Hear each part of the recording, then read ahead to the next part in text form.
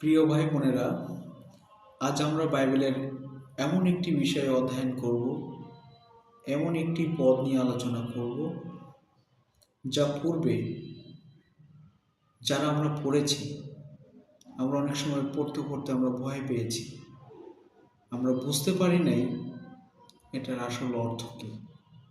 আসুন আজকে আমরা সেই পদটি পড়ব। প্রিয়জনেরা, প্রকাশিত বাক্য 1 অধ্যায়। এখানে যিশুকে সাধারণ মানুষের মতো দেখানো হয়নি, এখানে যিশুকে দেখানো হয়েছে স্বর্গীয় মহিমায়।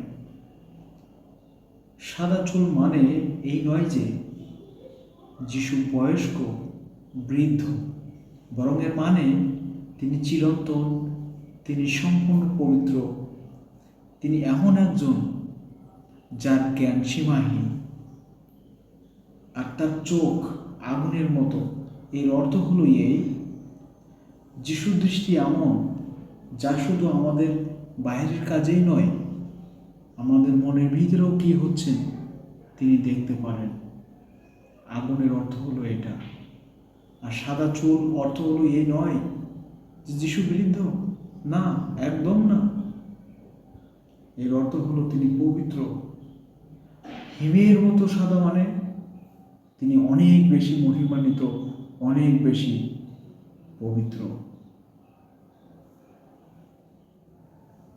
তবে ভয় পাওয়ার কিছুই নাই, কারণ যিনি সব দেখেন তিনি আর কেউ নন, তিনি আমাদের প্রিয় যীশু খ্রিস্ট।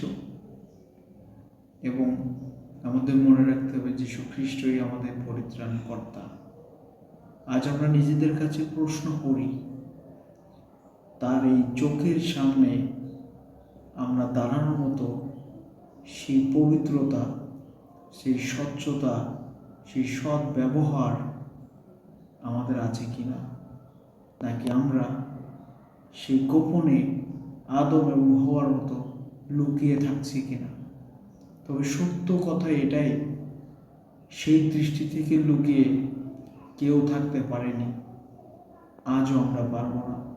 তাই আসুন আমরা প্রভু যীশু খ্রিস্টের সেই দৃষ্টি থেকে যেন আমরা বাদ না পড়ি।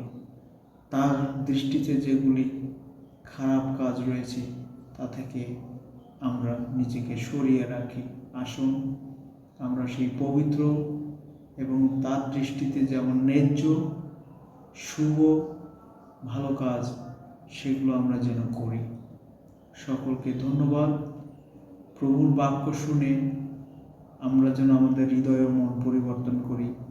আমার সঙ্গে থাকবেন, আমি যেন আবার নতুন কোনো ঈশ্বরের বাক্য নিয়ে আপনাদের সঙ্গে উপস্থিত হতে পারি। সকলকে ধন্যবাদ। জয় যিশু।